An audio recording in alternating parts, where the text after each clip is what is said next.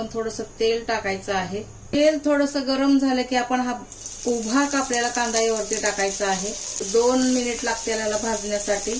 हा आपण कांदा छानपैकी लाल भाजून घेऊया। हे बघा मंडळी, कांदा छान भाजून झालेला आहे।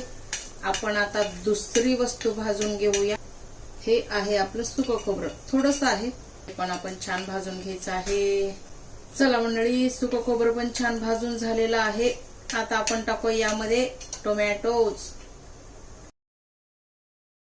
थोडंसं भाजत आलं की आपण अद्रक लसूण यामध्ये टाकायचं आहे। एवढा लसूण आहे, अद्रक आपण कापून टाकू, यामुळे काय होईल वाटली छान जाईल। गॅस बंद करूया। गरम तव्यावरती हे छान भाजलं जाईल। आता हे थंड होण्याची वाट बघूया मंडळी आपण। चला मंडळी, हे छान थंड झालेलं आहे, एकदम मस्तपैकी थंड झालेलं आहे। आपण यामध्ये काढून घ्यायचं आहे। आता यामध्ये काही आपण खडे मसाले टाकूया।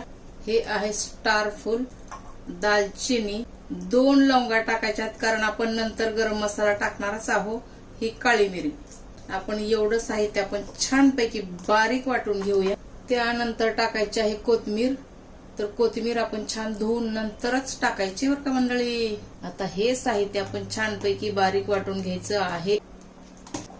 हे बघा मंडळी, छान वाटले गेलं आहे। अगर समजा नाहीच वाटलं तर 2-3 चमचे पाणी टाकून हे बारीक असं वाटून घ्यायचं आहे। कारण कधी कधी काय होतं, वाटलं जात नाही, पण टोमॅटो असतं ना मंडळी तर पटकन वाटलं जातं। तरीही देखील नाही वाटलं गेलं तर पाणी टाकून वाटून घ्या। कढई गरम झालेले आपण तेल टाकूया यामध्ये। खोबऱ्यामध्ये पण ऑलरेडी तेल असतं तर त्याप्रमाणेच आपण तेलाचा वापर करूया। जास्त नको नि कमी नको, तर मी एवढं तेल टाकलेलं आहे। तेल छान कडकडीत गरम झालेलं मंडळी, आपण राई जिरं टाकूया। कोणी टाकतं यामध्ये, कोणी टाकत नाही, पण मी टाकत आहे। आता यामध्ये टाकूया आपण हिंग।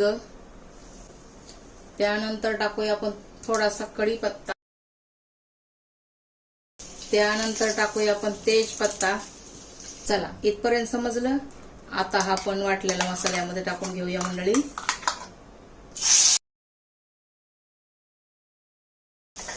1 मिनिटाच्या नंतर आपण बाकीचे मसाले यामध्ये टाकून घेऊया मंडळी। 1 मिनिटाच्या नंतर मंडळी आपण काय करायचं, लाल मिरची पावडर टाकायची आहे। 1 चमचा लाल मिरची पावडर आहे, म्हणजेच ही लवंगी मिरची आहे।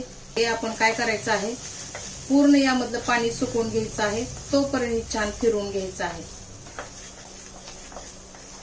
कलर पूर्ण चेंज होईपर्यंत आपण याला फिरवायचं आहे मंडळी।